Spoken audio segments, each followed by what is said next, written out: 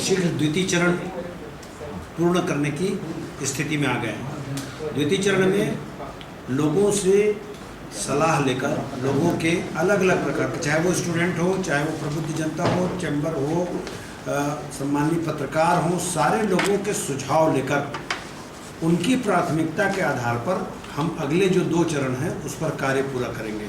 ये जो चरण हमको आने वाले दिनों में करना है, उसमें एरिया के अनुसार प्रस्ताव है और दूसरा है पेन सिटी प्रस्ताव। तो एरिया के प्रस्ताव में जितने हैं कि हमको एक 50 एकड़ में काम करना है, एक 250 एकड़ में काम करना है, एक 500 एकड़ में काम करना है। इसके अलावा जो हमारे शहर की अपनी पुरातात्विक चीज़ें हैं जिनके नाम से शहर को जाना जाता है, उनकी रक्षा करना और उनको संवर्धित करते हुए रायपुर शहर को कैसे अच्छा और बनाएं, इसके लिए हमने लोगों से सुझाव मांगे हैं। और ये सुझाव अलग अलग स्तर के हो सकते हैं। हम इसमें निबंध प्रतियोगिता से लेकर पोल मैच, डेस्क टॉप और हर प्रकार के लोगों के सुझाव रखकर उनकी प्राथमिकता के आधार पर हम इस अभियान को शुरू करेंगे। कुछ देशों के महापौरों के साथ में कुछ बातचीत उनके कुछ उनके आइडिया भी दिए गए। कौन कौन से देश के जो बड़े शहर रहे जिनसे चर्चा में आपकी बातचीत भी हुई, उनका भी क्या है और उसके माध्यम से आम जनता तक कैसे बात पहुंचाई जा सके कि हमारा ये प्लान था, ये शहर में ऐसे हुआ। देखिए, अर्बन डेवलपमेंट जो मिनिस्ट्री थी उनके माध्यम से ब्लूमबर्ग कंपनी ने इस कार्यशाला को आयोजित किया गया था। ब्लूमबर्ग जो थे वो खुद न्यूयॉर्क के 2 बार के मेयर रहे, जिनके नाम से स्मार्ट सिटी जाना जाता है। उसके बाद वॉशिंगटन डीसी के एक्स मेयर और 2-3 और कोलंबिया के जो सबसे बड़े आर्किटेक्ट हैं, जो वर्ल्ड लेवल के आर्किटेक्ट हैं, जिन्होंने इसके लिए प्लान बनाया था और स्मार्ट सिटी के लिए कौन कौन सी तकलीफें उनको शुरू में आई। तो इन सब चीज़ों को 2 दिन की कार्यशाला में हमको फाइनेंस से लेकर सभी चीज़ों के बारे में उन्होंने बताया। और बड़ी चीज़ ये थी कि आज तक की जो योजनाएं बनती थी वो जनता को समाहित करके नहीं बनाई जाती थी। ये स्मार्ट सिटी की जो हमारी कल्पना है, खासकर रायपुर शहर के लिए, हम चाहते हैं कि जनता की ज़्यादा से ज़्यादा इस पर भागीदारी हो और उनके सुझाव को लेकर हम काम करेंगे। लोगों का रिस्पांस किस तरह से मिल रहा है, क्योंकि ये जो फेसबुक, ट्विटर के जरिए, सोशल साइट्स के जरिए जो लोगों तक पहुँचने की सब बात बोल रहे हैं। अभी तक हमको ऐसा लगता है कि लोगों में इस क्षेत्र में गजब की जागरूकता देखने को मिली है। लोग जब गली में चर्चा करने लगे कि हम स्मार्ट सिटी में हैं, हम स्मार्ट सिटी में हैं, स्मार्ट सिटी का आशय क्या है, लेकिन लोग ये चर्चा तो करने लगे कि स्मार्ट सिटी कोई चीज़ है। हम यही चाहते थे कि आम जनता तक हम पहुँचे। अब धीरे धीरे जब ये कुहासे छटते जाएंगे, हम एक एरिया बेस्ड वर्क करना चाहते हैं। एक साथ शहर में इतना बड़ा विकास संभव नहीं है। हमारे जो शहर की अपनी पहचान होती है, रेलवे स्टेशन, बस स्टैंड या इस प्रकार की जो पुरातात्विक चीज़ें हैं जिससे हमारे शहर को, इसका आशय ये नहीं है कि हम पानी के मामले में हम ध्यान नहीं देंगे। हम पानी की कसौटी पर भी उतने ही खरा उतरने का प्रयास करेंगे। वाटर सप्लाई से लेकर जो हमारी रिसाइकलिंग है, आज के समय में जैसे हम 1 लाख लीटर पानी प्रतिदिन हम गार्डनों में डालते हैं, जो क्लोरीन वाटर होती है, उससे हमको कैसे निजात मिलना चाहिए।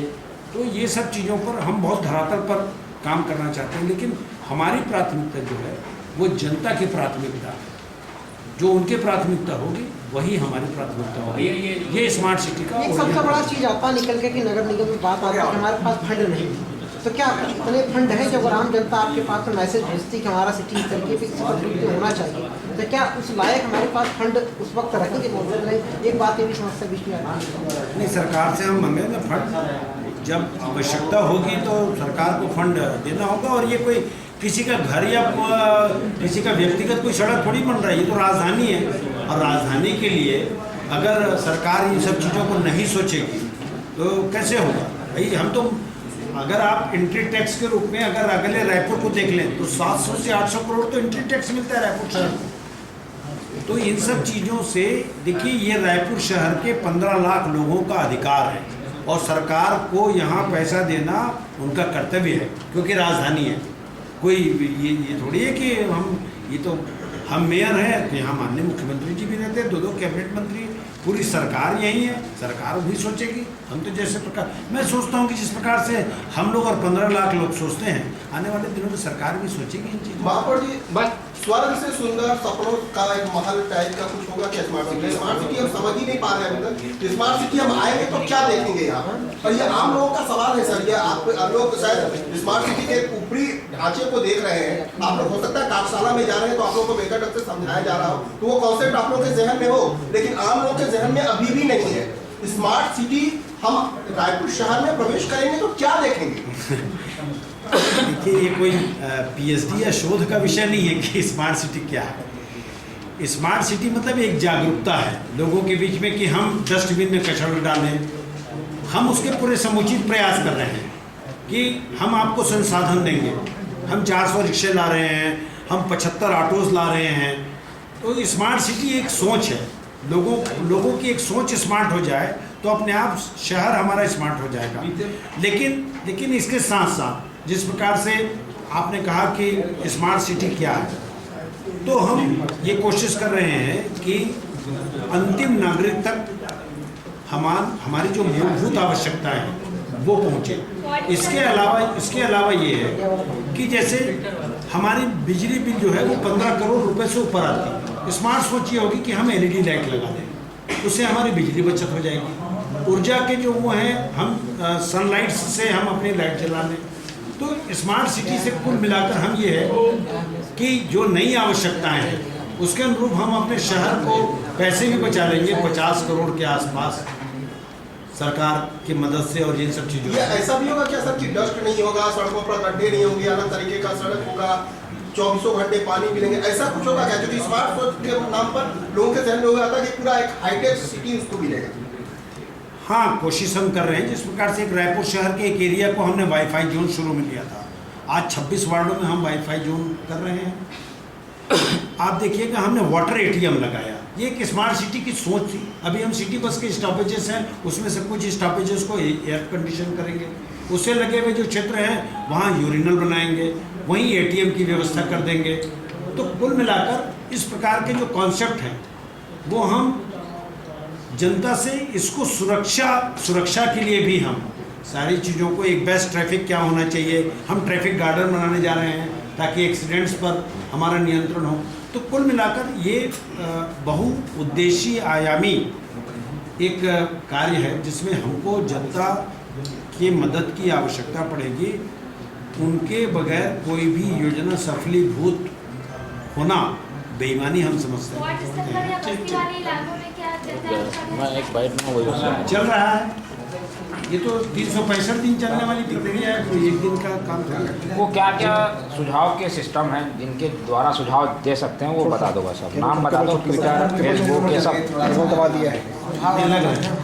बस वो सुझाव के पूरे तरीके, किन किन तरीकों से सुझाव दे सकते हैं वो सब बता दो। देखिए, हम सभी जोनों के माध्यम से वार्ड लेवल की हम समीक्षा करवाएंगे।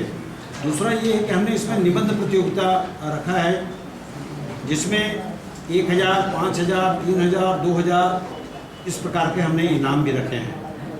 18 वर्ष से ज़्यादा के जो बच्चे हैं, जो लोग हैं, युवा हैं, उनके लिए 25,000, 15,000 और 10,000 तक के हमने इनाम रखा है।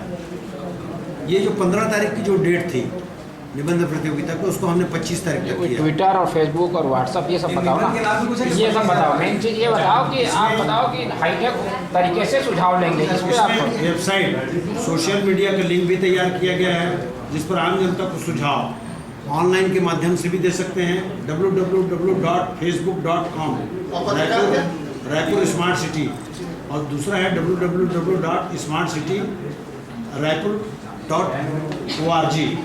तीसरा है www.twitter.com रायपुर स्मार्ट सिटी, और www.mygov.in।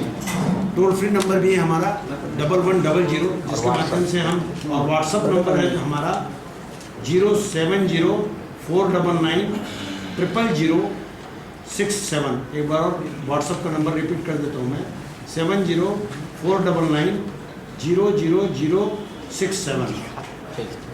इस पर सुझाव मिल जाएंगे।